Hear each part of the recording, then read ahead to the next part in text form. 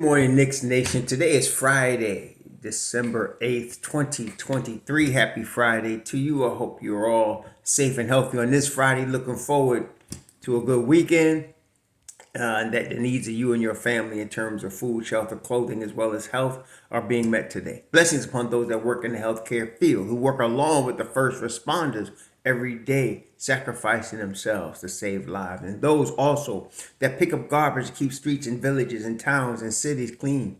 And those that make deliveries for our convenience. Double blessings upon the men and women that are out here trying to help rescue, deliver, and recover.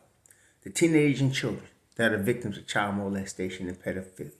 Like that little girl in Detroit the other day who was raped by a grown man, but the family in the neighborhood took care of that brother. Got what he had coming. Blessings upon him, upon them as well, and upon the girl. May she recover. Double curses on the perpetrators and profiteers and the perverts like him that are involved with prostitution, child prostitution, pornography, child pornography, human trafficking, sex slavery. Double curses on them. Anyway, double blessings on the homeless. Nearly 600,000 men, women, and children homeless in the United States of America, and millions around the world in similar or worse conditions. Blessings upon them, for theirs is the kingdom. There's going to be a basketball game at TD Garden tonight. The New York Knicks are going to Boston to take on one of the most archest of arch rivals, the Boston Celtics. Now, KP may or may not play. I hope he does play. I'm expecting a better defensive performance from the Knicks tonight. And this is a good test to see that, because Boston is a top team in the league. Actually, they are, I think they're at the top of the Eastern Conference right now. And not only that, but the Boston Celtics, being the top of the Eastern Conference, are scoring 116, 117 points a game, only giving up 108, got the best differential in the Eastern Conference. So this is a really good test. Having lost to Boston already, the Knicks could use something to prove themselves tonight. So I'm expecting a better defensive performance than we saw the other night. That was not New York Knicks basketball, giving up 146 points to the Milwaukee Bucks. I'm expecting them to find QDog more tonight.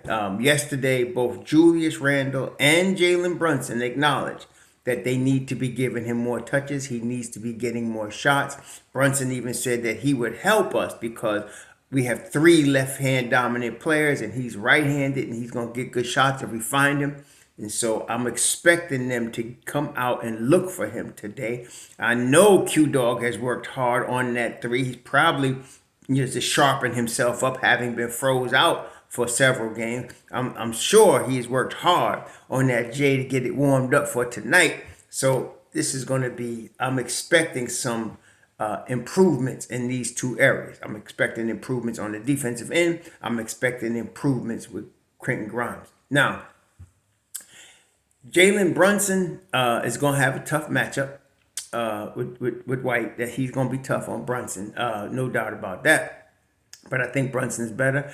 The thing is that we have noticed, though, really steadily, but it really came out against Milwaukee, is Juju. Drew has arrived.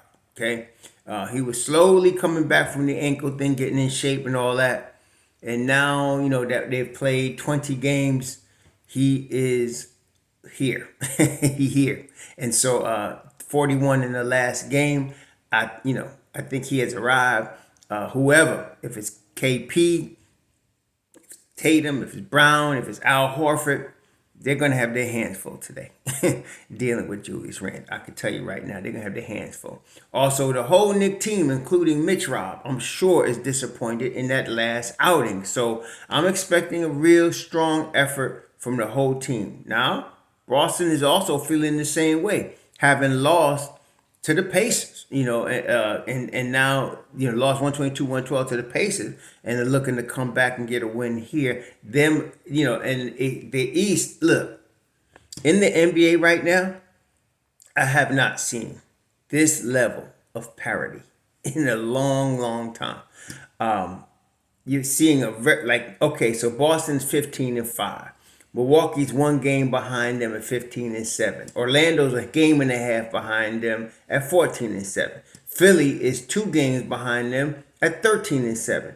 The Knicks and Indiana are both 3 games behind them at 12-8. Miami is a half game behind the Knicks in Indiana at 12-9, along with the Cleveland Cavaliers. And then you got Brooklyn, who's 11-9. That's 4 games outside of Boston. It's tight. Okay, it's tight.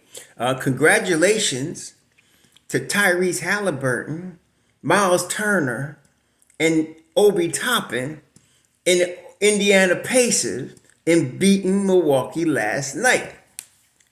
I was watching that. That was good. That was real good. But what's surprising though is Cam Reddish. I'm not sure what's going on. You see, sometimes again, it takes players different times to come into their own. Some players come out the box like a Doncic and they start dominating from day one. That's very rare. Or Magic Johnson. That's very rare. Most players take 2 or 3 or 4 seasons really to come into their own, really to start to gel.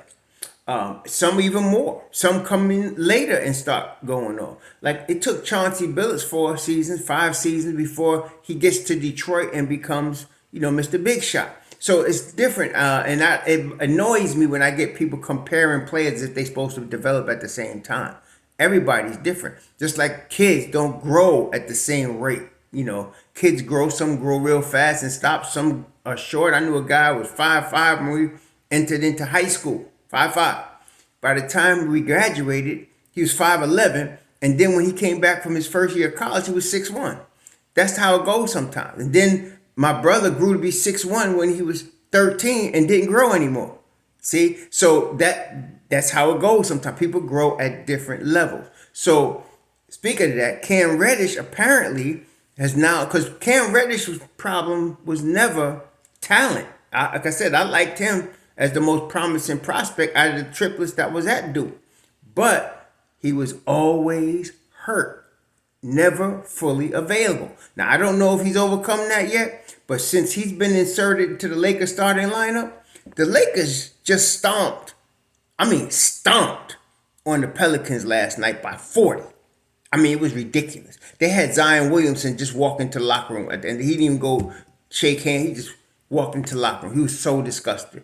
They overwhelmed them with that starting five. And it's balanced. It's not even about like just LeBron and Anthony Ambulance. It's the whole squad. Reeves, Cam, D'Lo, they doing business. Okay, so I don't know what's going on, but LA seems to be on the rise. So this is fun. This in season, I guess that's what I'm saying. In season tournament, I'm pulling for Indiana, even though they're in the East with us. Yeah, I should be asking for them to lose, but I got to pull for my boy Obi, and so I'm pulling on them to beat the Lakers. It's gonna be an interesting championship game between the two of them. But we got our business to handle tonight. New York Knicks against the Celtics, and so yeah. I'm looking for a good game from our team. I'm looking for a defensive bounce back. I'm looking for QDog to get some touches. I'd like to see him get, before the season, I was saying, if you can get him 12 to 14 shots a game, it's going to be on. They haven't done it. So I'm hoping to get him at least 10 shots tonight, maybe more. One thing about it, though, with all this out here, if he starts to hit his three, let's say he hits 3 or 4 threes in the first half, you're going to see him get more shots tonight. You're going to see them looking for him. And that will hopefully continue. So first thing, he got to come ready. We know he's going to be guarding either Jaylen Brown or Jason Tatum. That's who they got. Without QDog, I don't know what they do in terms of defense. That's why I don't understand knuckleheads out here talking about, trade him, blah, blah, blah, blah, blah. There are some really, New York is a huge market. Millions and millions and millions of people.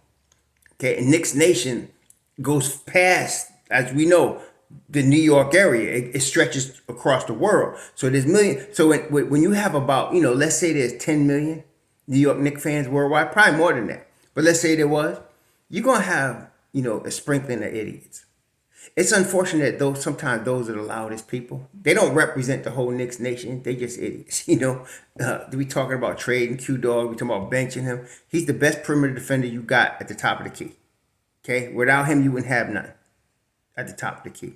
Dante can't guard like QDog. You put Dante on Tatum or Brown, they're gonna lick their chops.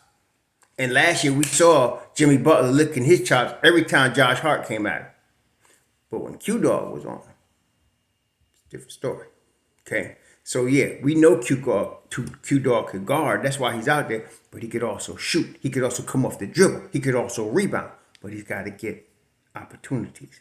And hopefully, JB, Juju, and the rest of the crew will make sure he gets them, because that's going to help the Knicks win games. Y'all enjoy your Friday. I'll be looking at a review of the game Saturday night. No, actually, I don't know if I will. I got to check with my boys. We're going to hang out Saturday night. But we're going to look at the review of the game before I see y'all on Sunday. But anyway, be safe out there on this weekend. Be safe. Enjoy. Blessings to your family. Happy weekend. Shalom.